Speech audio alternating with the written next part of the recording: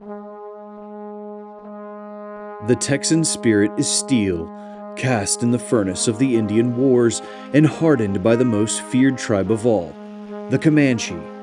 That spirit was quenched by the men of the 4th U.S. Cavalry, who lived here at Fort Richardson when they ended the wars against the Comanche.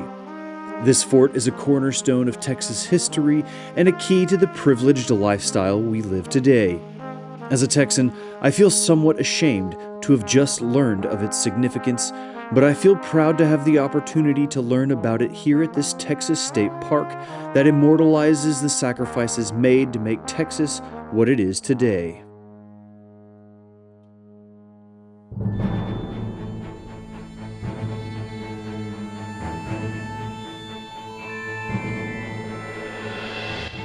Fort Richardson was established in 1867, just 2 years after the Civil War, and while probably useful in stifling any rowdy Texans from rekindling a Southern rebellion, its main purpose was frontier defense against the Comanche. A handful of units resided here during its 11 years of operation, including the 10th Cavalry and 24th Infantry. These two regiments in particular were two of the first units comprised solely of African Americans in the regular army. They are who we now know as the Buffalo Soldiers, said to have been given the moniker by the natives they fought. You can find more info about the Buffalo Soldiers on the Buffalo Soldiers Heritage and Outreach Program webpage. The most famous regiment to be stationed here is the 4th U.S. Cavalry, led by one of the most successful Indian fighters of all time, Colonel Ranald Slidell Mackenzie. Mackenzie was a highly decorated and respected officer in his time for his service in the Civil War, where he was wounded 6 separate times, including losing part of his hand, earning him the nickname Bad Hand.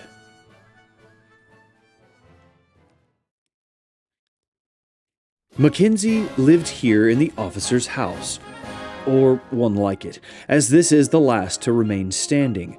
It's the only one left of its kind, as it's made from cottonwood, a popular choice at the time for quick and cheap housing, but not ideal for standing the test of time. The hospital on the grounds is the most impressive building, made from sandstone in 1869 at a cost of $150,000, which was probably about twice as much money as was on the earth at the time. Medicine in those days was significantly more brutal than we are used to today, so it was probably seen as a specter cast over the fort, rather than a stunning edifice of frontier architecture. The bakery is still standing, and in its day got a lot of miles as it was operated continuously to feed the soldiers here with 600 to 800 loaves of bread a day.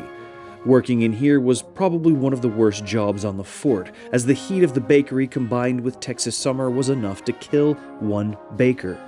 He was probably a Yankee, so let that be a lesson to any of you moving here about what the Texas heat is like. My favorite building on the fort is the magazine, because, well, firepower. The magazine is situated far off from the rest of the fort, with 4-foot-thick walls and a pyramidal roof. Its construction is so it will collapse inward in case of fire. Stepping in here, you can almost smell the gunpowder of yore. Or perhaps it's just my own fingers.